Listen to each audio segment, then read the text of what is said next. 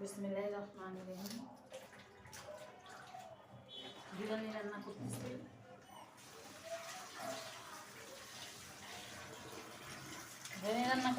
বলতে বিরিয়ানি রান্না করব, কোনো গ্যাস নেই। আমরা কারেন্টের চুলায় বেশি রান্না করি এখন।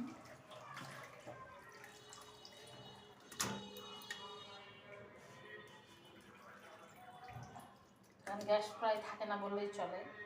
3টা সাড়ে 3টার দিকে গ্যাস আসে। আসার পরে 1-1.5 ঘন্টা থাকে, গ্যাস চলে যায়। আবার রাত্রে 3:30টায় কালকে দেখলাম গ্যাস আসছে।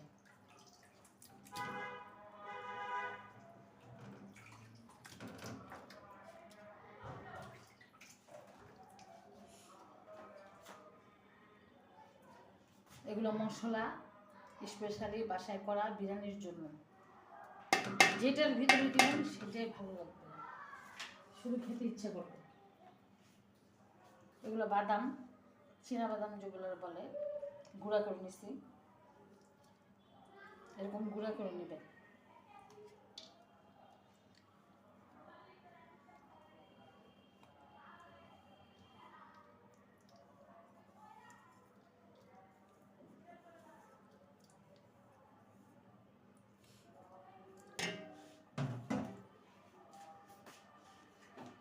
লবণ দিয়ে দিব স্বাদ মতো।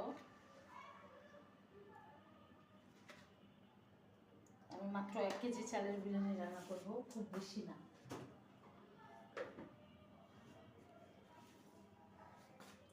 মরিচের গুঁড়া দিয়ে দিচ্ছি 2 টেবিল চামচ।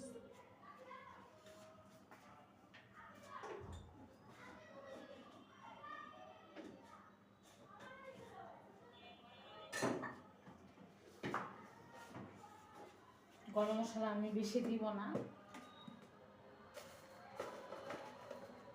আমি যতটুকু মশলা এতক্ষণ দিলাম এগুলোর ভিতরে অবশ্যই গরম মশলা ছিল, বিভিন্ন আইটেম ছিল। এগুলো আমি দিব, একটু ধুয়ে নেব।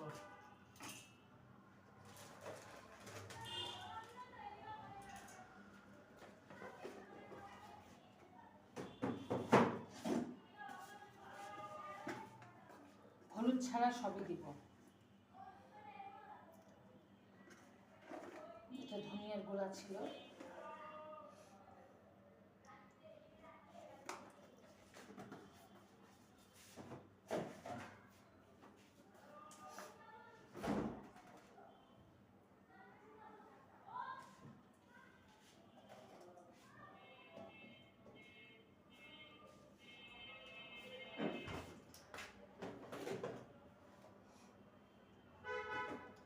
আদা রসুন দিব।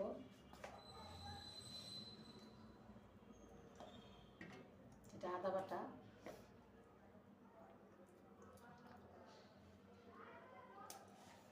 পরিমাণ মতো।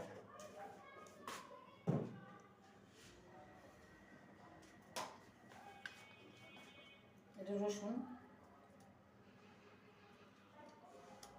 পরিমাণ মতো।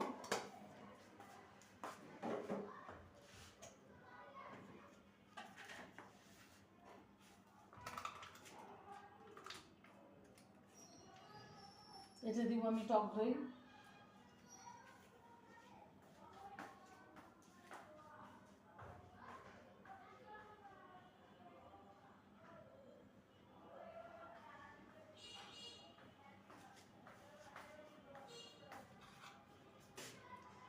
টেবিল চামচের 2 চামচ, বেশি দিব না, বেশি টক দই দিলে ভালো লাগে না। আধা চামচ দিলাম।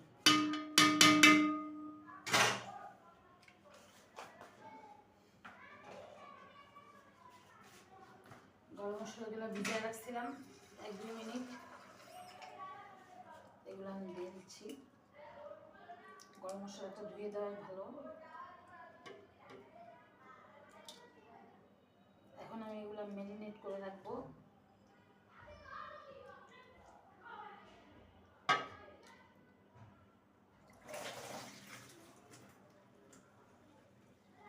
যখন গ্যাস আসবে তখন আমি বসাই দেবো।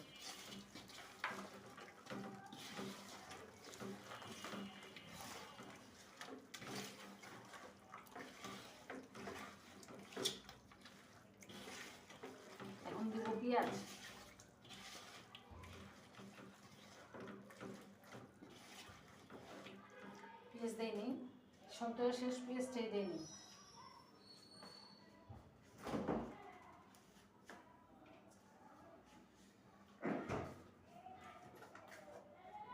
পেঁয়াজ দিয়ে দেব। এখানে হাফ কেজির বেশি পেঁয়াজ আছে, এগুলো সবই লাগবে। আমি অল্প একটু বেরেস্তা বানাই দিব, কারণ বেশি বেরেস্তা আমার পছন্দ না।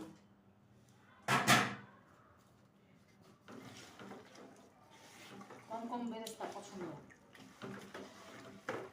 বেরেস্তা দিলেই বিরিয়ানি মজা হবে এরকম কিছু না, বেরেস্তা দিতেই হবে এরকম কিছু না।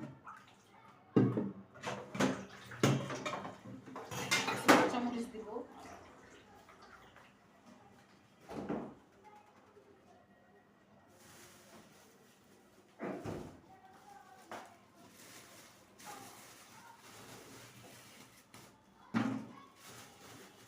কাঁচামরিচ যেন আবার বেশি না হয়, আবার একবারে যেন কম না হয়।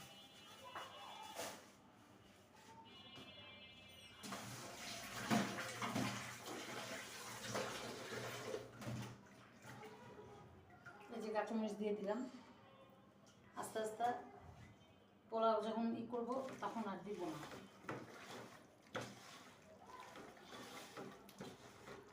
খুব বেশি একটা এখন আমি যেটা দিই নাই সেটা হলো তেল। আমি সরিষার তেলও দিব, আবার সয়াবিন তেলও দিব পরিমাণ মতো। বিরিয়ানিতে একটু বেশি তেল লাগে।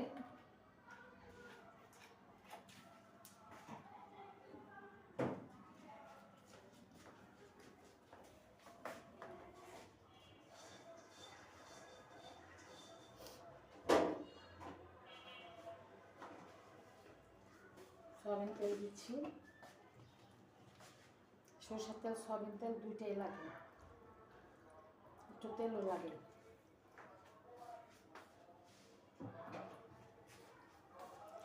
আবার একটু মাখাইয়ে দেব।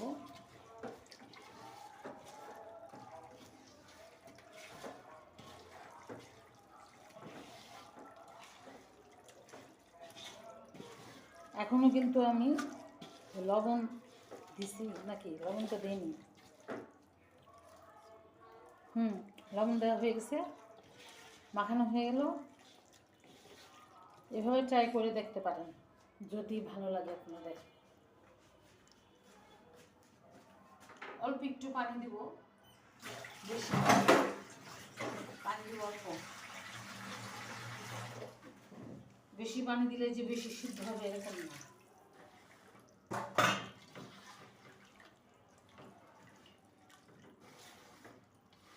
যে পানিটুকু দিচ্ছি এই পানিতে গোস্ত সিদ্ধ হয়ে যাওয়ার কথা।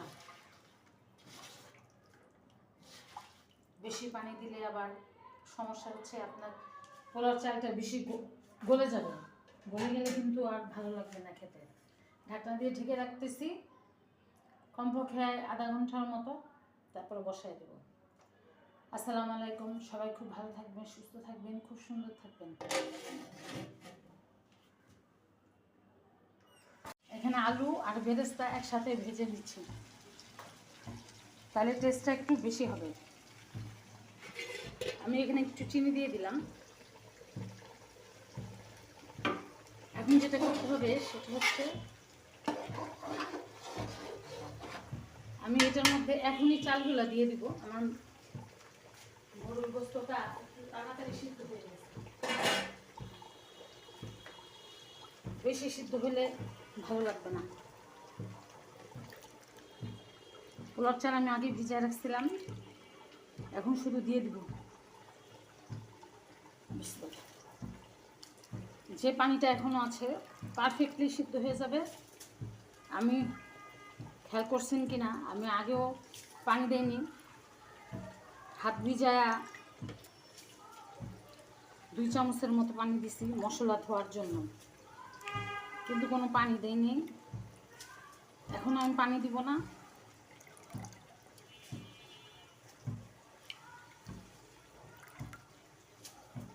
যে পানিটুকু এখন আছে ওই পানিটুকু সিদ্ধ হয়ে যাবে।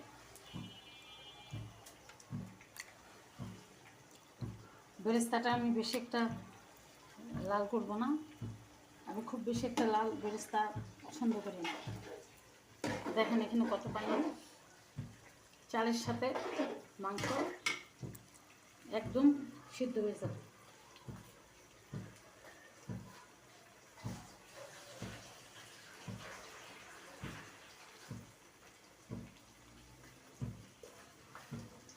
গোস্ত আছে 2 কেজির মতো, চাট দিলাম 1 কেজি।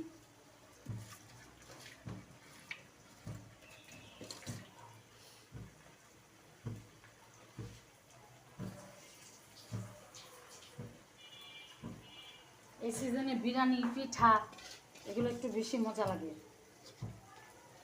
গরমের দিনে তো বিরিয়ানি খেতে পারি না। বিরিয়ানি আমার খুব বেশি একটা পছন্দের খাবার না, ওই যে খুব বেশি পছন্দ করি তা না।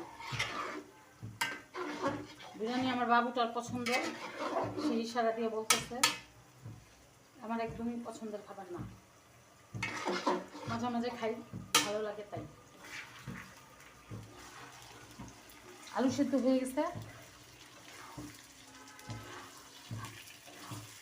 তারপর আর একটু রাখবো।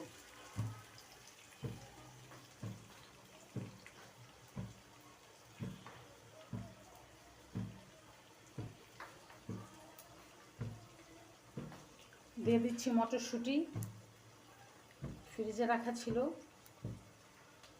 আমি 4-5 কেজি মটরশুঁটি রাখছিলাম শীতে, সারা বছর একটু একটু করে খাইলাম। মটরশুঁটি খুব দাম, বাজারে হয়তো উঠছে তো দাম বেশি।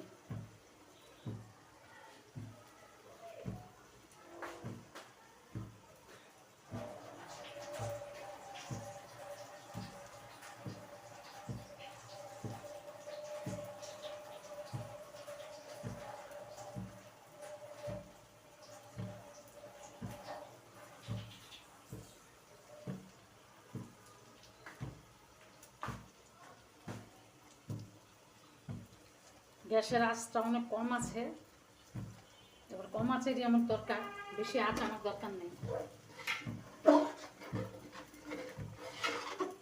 লেগে যাচ্ছে।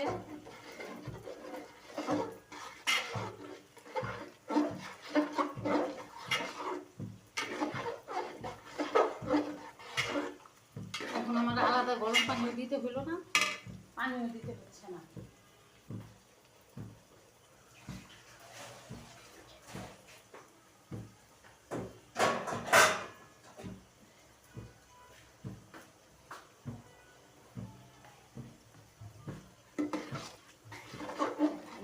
এখানে পানি দিব না, এমনি চাল সিদ্ধ হয়ে যাবে।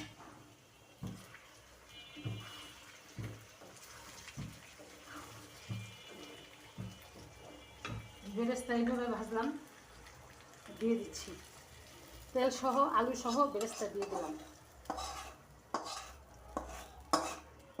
সঠিক মাত্রায় আদা রসুন মশলা আপনি যদি দিতে পারেন, বিরিয়ানি এমনি টেস্ট হবে। আপনার এর জন্য আলাদা করে বেরেস্তা করার কোনো প্রয়োজন হবে না, হয় না।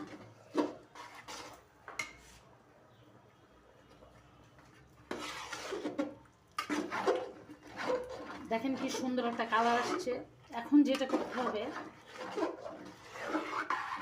বিরিয়ানিটা কিন্তু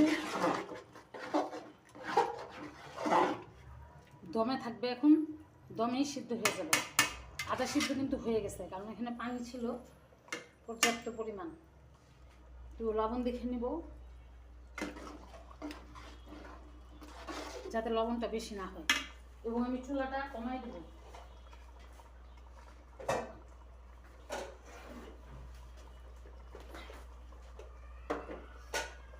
বুঝতেছেন আমি এত লবণ দিছি, মনে হচ্ছে আমি লবণ দিইনি।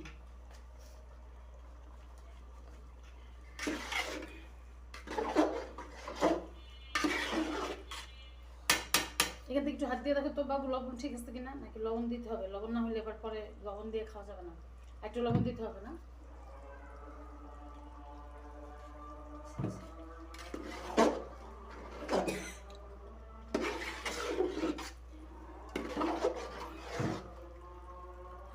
লবণ দিব।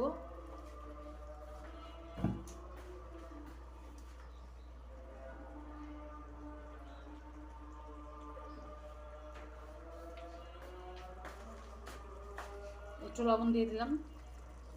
আমরা বাইরের কোনো বিরিয়ানি খাইয়া পছন্দ করি না, ভালো লাগে না। ঘরের বিরিয়ানিটা আমার পারফেক্ট মনে হয়।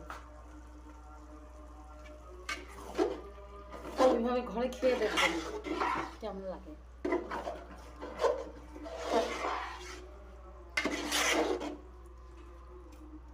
এখন এটার কাজ আমি ঢেকে রাখবো। তার আগে আমি চুলাটা কমাই দেব, একদম কমাই দিলাম। চুলা বাড়াবেন না, বাড়ালে কিন্তু বিরিয়ানিতে আপনার বারবার পানি দিতে হবে, আর পানি দিলে টেস্ট নষ্ট হয়ে যাবে। তো ঠিক আছে, সবাই খুব ভালো থাকবেন, সুস্থ থাকবেন, সুন্দর থাকবেন। আসসালামু আলাইকুম ওয়া রাহমাতুল্লাহ।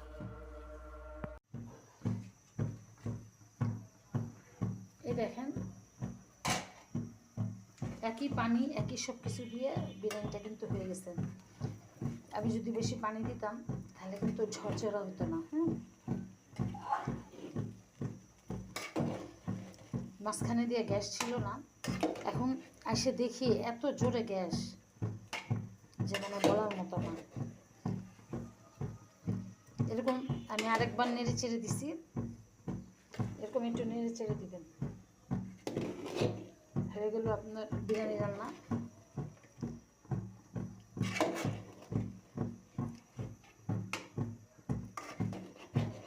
এরকম ঝরঝরা বিরিয়ানি হতে হবে। বাইরের মশলা, কিনা মশলা, আলতু ফালতু জিনিস দিয়ে কখনো বিরিয়ানি হয় না ভালো। ন্যাচারাল একটা আছে বিরিয়ানি, একটা ন্যাচারাল জিনিস দিয়ে বিরিয়ানি হয়। চালু সিদ্ধ হয়ে গেছে, আমি একদম চুলাটা নিভিয়ে দিছি, কিন্তু আমি আরেকটু দমে রাখবো, মানে গরমটা ভাবটা থাকবে। আরেকটু 10 মিনিট পরে আমি নামায় তারপর পরিবেশন করব। তো সবাই খুব ভালো থাকবেন, সুস্থ থাকবেন, খুব সুন্দর থাকবেন। আমার একটা ফেসবুক আইডি আছে, তারপরে একটা ইউটিউব চ্যানেল আছে, চ্যানেলটি সাবস্ক্রাইব করে দিন।